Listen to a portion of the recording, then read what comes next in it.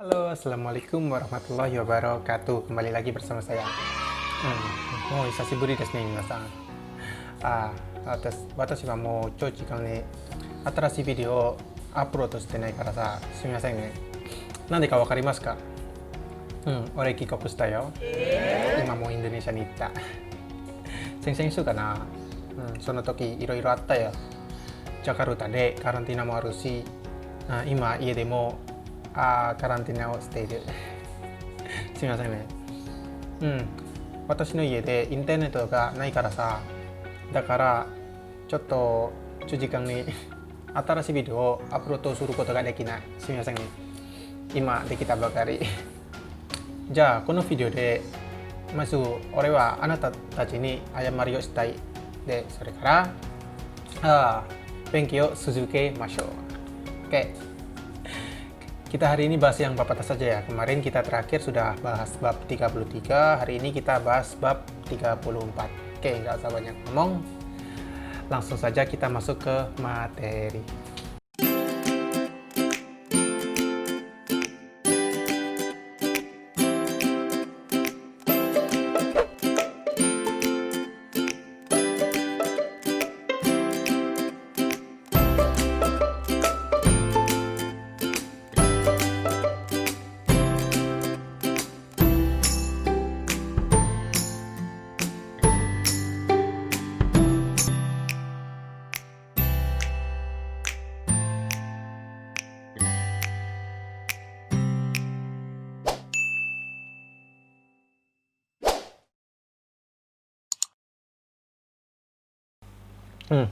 Nah, di sini sudah terlihat ya bab 34.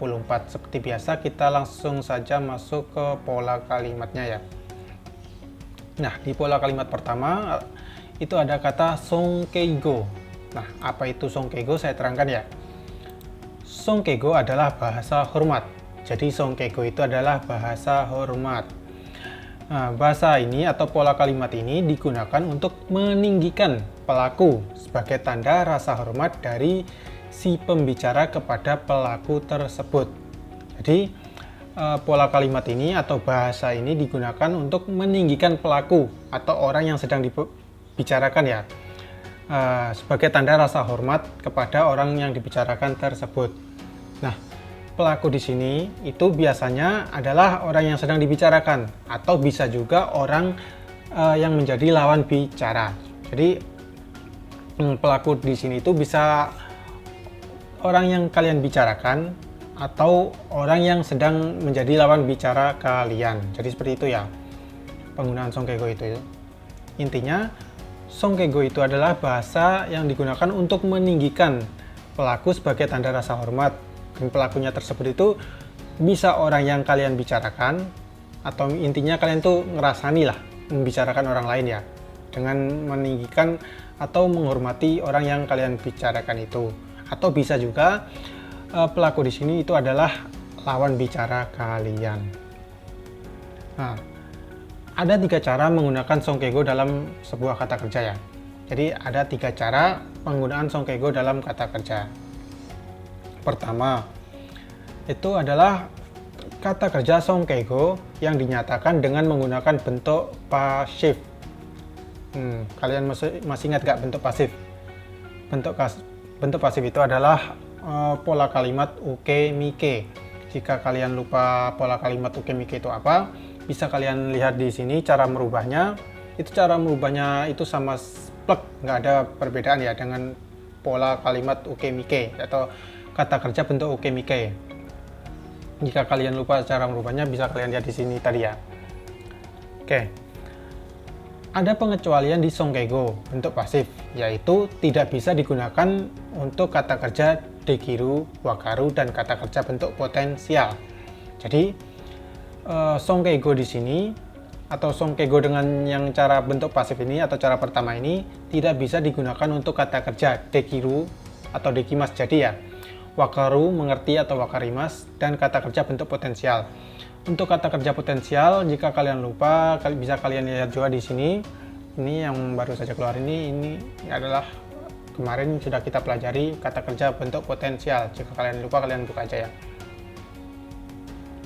Nah, di sini sudah terlihat ya perubahan Song Kego. Jika kalian lupa, saya terangkan sebentar aja ya. Perubahannya itu adalah untuk grup 1. Kan kata kerja grup 1 itu semua berakhiran di deret I ya. Ichiri, Nimibi, Kigisi. Sebelum mas itu kan Ichiri, Nimibi, Kigisi. Itu kan semua di deret I. Nah, itu diubah ke deret A terlebih dahulu. Pengecualian untuk huruf I. Dia tidak berubah menjadi A, tetapi dia berubah menjadi Wa. Seperti itu ya. Nah, baru ditambahi dengan remas. Jadi kata kerja sebelum mas itu kan berakhir di deret I, itu semua diubah ke deret A terlebih dahulu. Pengecualian untuk huruf I, dia tidak berubah menjadi huruf A, tetapi menjadi huruf Wa. Untuk yang lainnya sama ya, Ki menjadi K, Ri menjadi Ra, gitu. Baru ditambahi dengan remas ya. Untuk grup 2 itu sama kayak ukemike, yaitu masnya dihilangkan diganti raremas. Jadi masnya dihilangkan atau masnya diganti raremas. Untuk grup 3 sama juga, itu si mas menjadi saremas, ki mas datang menjadi koraremas. Jadi seperti itu ya. Tetapi bedanya dengan ukemike itu apa? Kalau ukemike itu artinya kan menjadi pasif atau menjadi dia. Jadi kata kerja yang awalnya berakhiran me berubah menjadi di. Tapi kalau untuk songkego, dia itu tidak merubah arti sama sekali. Jadi untuk songkego bentuk pasif ini tidak merubah arti. Cuma dia itu berubah menjadi lebih sopan gitu ya. Jadi untuk artinya tidak berubah. Nah, kalian pasti bertanya-tanya ya, bagaimana sih cara membedakan apakah itu songkego, apakah itu ukemike? Nah, itu caranya itu mudah sekali ya, itu ada di rumusnya. Nah, kalau rumusnya, subjek dari ukemike itu rata-rata ditandai dengan partikel ni ya. Nah, kalau di songkego ini, subjek tetap ditandai dengan partikel wa, jadi tidak berubah ya. Jadi tidak berubah sama sekali untuk penggunaan partikelnya. Nah, saya contohkan di sini ya, di nomor 1 ini. Sensei wa furansu no ongaku wo kikarimasu ka? Jadi sensei wa furansu no ongaku wo kikarimasu ka? Itu artinya adalah, guru, apakah mendengar lagu Prancis? Gitu ya. Ini tuh sebenarnya kalau kalian tidak menggunakan songkego itu bisa ya. Jadi itu kalian bisa menggunakan sensei wa furansu no ongaku wo kikimasu ka? Itu artinya pun sama. Jadi guru, apakah mendengarkan lagu Prancis? Nah, karena dia menggunakan songkego, itu jadi kikimasnya itu diubah menjadi kikaremas, karena yang diajak ngomong itu sensei atau gurunya, dan si pembicara itu bermaksud meninggikan lawan bicaranya tersebut gitu ya. Nah, ini misal kikaremasnya ini adalah ukemike, pola kalimatnya itu pasti tidak seperti ini. Pola kalimatnya itu pasti furansu no ongaku wa sensei ni kikarimasu. Benar atau enggak? Kita, ya kan? Jadi misal ini tuh kalimat ukemike, pasti pola kalimatnya itu furansu no ongaku wa sensei ni kikarimasu. Nah, furansu no ongaku wa sensei ni kikarimasu. Jadi artinya itu lagu Jepang didengarkan oleh guru, seperti itu ya. Jadi begitu ya cara membedakan apakah itu ukemike ataupun songkego. Jadi seperti itu, kalian nggak usah bingung. Nah, yang kedua, di sini ada kata Tanaka sensei wa Yamamoto sensei ga kakareta gohong o yomarete imasu. Jadi Tanaka sensei wa Yamamoto sensei ga kakareta gohong o yomarete imasu. Jadi artinya itu adalah guru Tanaka sedang membaca buku yang telah ditulis oleh guru Yamamoto.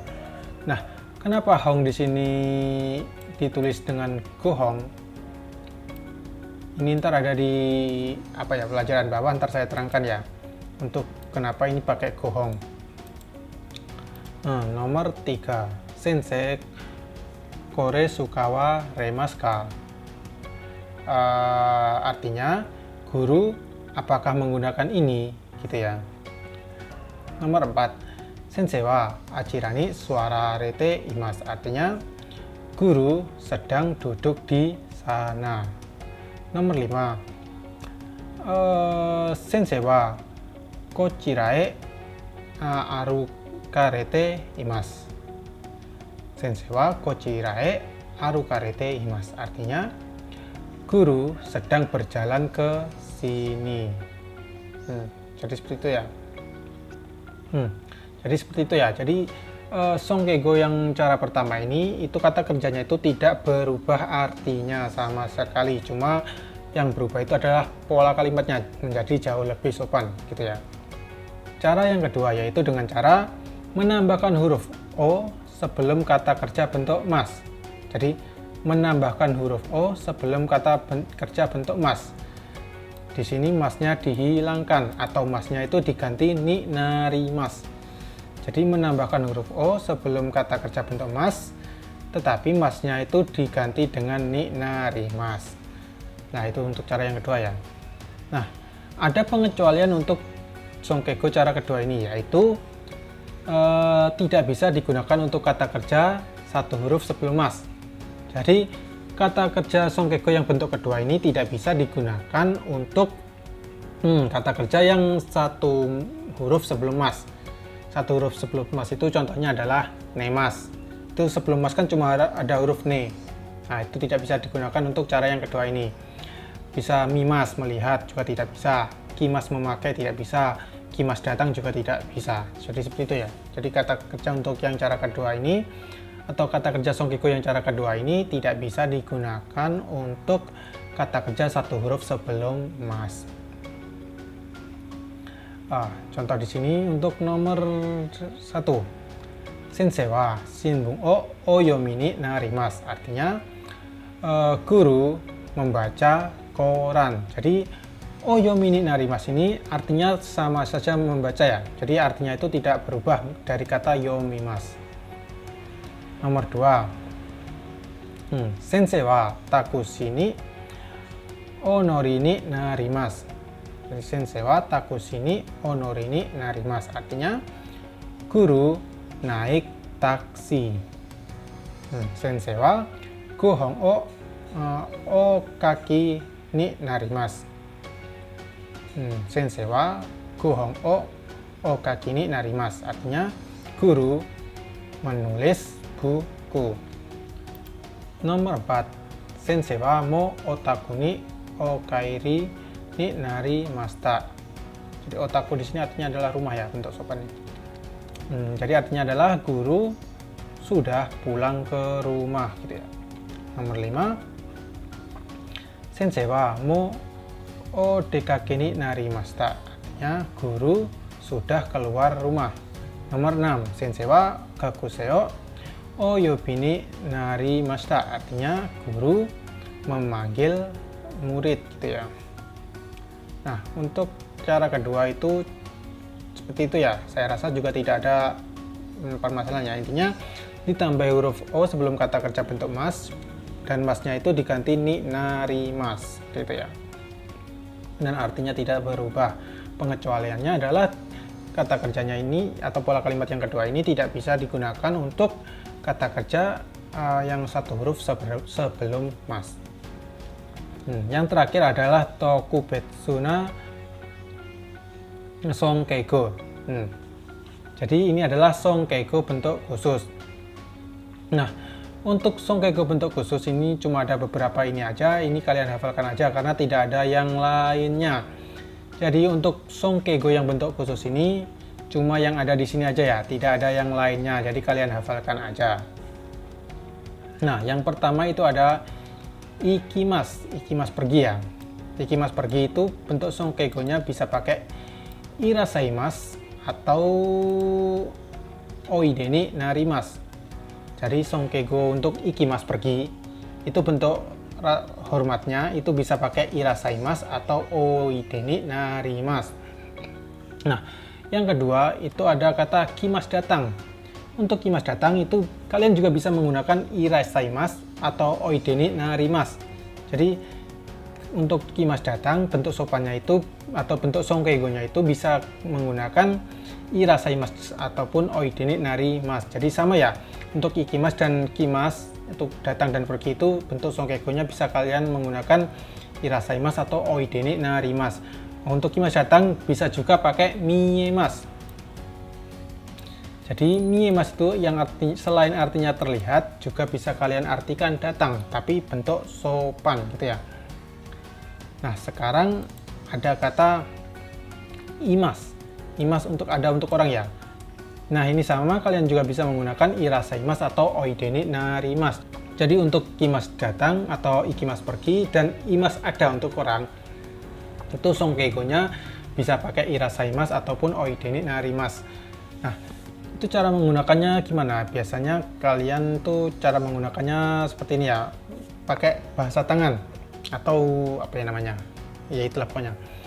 Itu biasanya kalian tuh kalau ada untuk ada ya, atau untuk yang pergi atau yang datang, misalnya kalian tuh ngomongnya gini, untuk ikimas pergi ya, biasanya kalian bisa menggunakannya seperti ini, sensei wa mo soto ni irasaimasu. Jadi kalian bisa menggunakan sensei wa mo soto ni irasaimasu, berarti itu artinya adalah guru sudah pergi ke luar gitu ya. Untuk yang datang, kalian bisa ngomongnya seperti ini, sensei wa mo irasaimasu, ima heya ni irasaimasu. Jadi itu bisa kalian artikan, guru sudah datang, sekarang ada di kamar. Jadi sensei wa mo irasaimasu, sensei wa mo irasaimashita gitu ya. Sensei wa mo irasaimashita, ima heya ni irasaimasu. Jadi artinya adalah guru sudah datang, sekarang ada di kamar. Jadi seperti itu ya cara menggunakan irasaimasu yang kimas datang ataupun ada imas untuk ada ya. Intinya irasaimasu atau oide ni narimasu itu bisa digunakan untuk ikimas pergi, kimas datang, dan imas ada untuk orang. Yang selanjutnya itu ada tabemas dan nomimas, makan dan minum. Jadi untuk makan dan minum, songkeigonya itu bisa pakai meshi agarimasu. Jadi makan dan minum itu songkeigonya bisa pakai meshi agarimasu. Selanjutnya ada imas berkata ya. Imas berkata itu pakai songkeigonya adalah osaimasu. Jadi imas berkata itu songkeigonya adalah osaimasu. Ada sukunya di sini osaimasu gitu ya. Dan yang selanjutnya ada shiteimasu, tahu atau kenal ya. Jadi shiteimasu, tahu atau kenal, itu songkeigonya adalah gosonji desu. Jadi shiteimasu, tahu atau kenal itu songkeigonya adalah gosonji desu. Selanjutnya ada mimas melihat. Nah, mimas melihat itu bentuk songkeigonya adalah gorani narimasu. Jadi mimas melihat itu bentuk songkeigonya adalah gorani narimasu. Yang selanjutnya ada shimas melakukan. Nah, untuk shimas melakukan itu songkeigonya adalah nasaimasu. Jadi shimas melakukan itu adalah nasaimasu. Yang selanjutnya ada kuremasu, memberi. Kuremasu itu adalah memberi yang pihak penerimanya itu adalah kalian sendiri atau keluarga kalian sendiri ya. Jadi untuk kuremasu memberi itu songkeigonya adalah kudasaimasu. Jadi kuremasu memberi itu bentuk songkeigonya adalah kudasaimasu. Yang selanjutnya ada kimas memakai ya, memakai pakaian. Jadi fuku kimas. Itu untuk kimas memakai itu songkeigonya adalah bisa pakai o meshi ni narimasu. Jadi untuk kimas memakai bisa pakai o meshi ni narimasu. Selanjutnya ada kata neimasu, tidur ya. Neimasu tidur itu bentuk songkeigonya adalah oyasumi ni narimasu. Yang terakhir ada Shinimas, meninggal itu pakai naku narimas. Jadi Shinimas meninggal, bentuk Songkego-nya itu adalah naku narimas. Jadi untuk Songkego bentuk khusus ini itu cuma ada ini aja ya. Jadi kalian hafalkan. Oke, sekarang kita lanjut saja ke bacaannya. Nomor 1, sensei wa mai asa gohan o meshi agarimasu.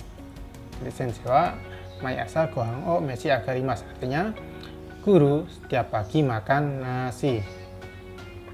Nomor 2, sensei no okusama wa o kimono o meshi ni natte imasu. Sensei no okusama wa o kimono o meshi ni natte imasu, artinya istri guru sedang memakai kimono. Jadi istri guru sedang memakai kimono. Nomor 3, sensei wa nanto osaimashita ka? Sensei wa nanto osaimashita ka? Artinya guru berkata apa, atau guru telah berkata apa, gitu ya. Nomor 4, sensei wa Maiban 11時頃お休みになります。先生は毎晩11時頃お休みになります. Guru setiap malam tidur pada jam 11. Kira-kira jam 11 ya. Ichi guru. Kira-kira jam 11. Nomor 5. Sensei wa ima heya ni irasaimasu. Sensei wa ima heya ni irasaimasu, artinya guru sekarang ada di kamar. Nomor 6. Oyasumi ni wa nani o nasaimasu ka? Jadi oyasumi ni wa nani o nasaimasu ka? Artinya di hari libur melakukan apa? Seperti itu ya. Oke. Untuk Songkego cuma sampai di sini ya. Jadi Songkego itu ada 3 cara. Yang pertama tadi pakai yang bentuk pasif tadi. Yang kedua pakai huruf O sebelum mas, lalu ditambahi dengan ni narimas, atau masnya dihilangkan atau diganti dengan ni narimas. Yang terakhir ada bentuk khusus dari Songkego. Nah, untuk Songkego saya rasa tidak ada masalah ya. Jika kalian kurang paham, kalian tulis saja di kolom komentar, ntar saya terangkan lagi.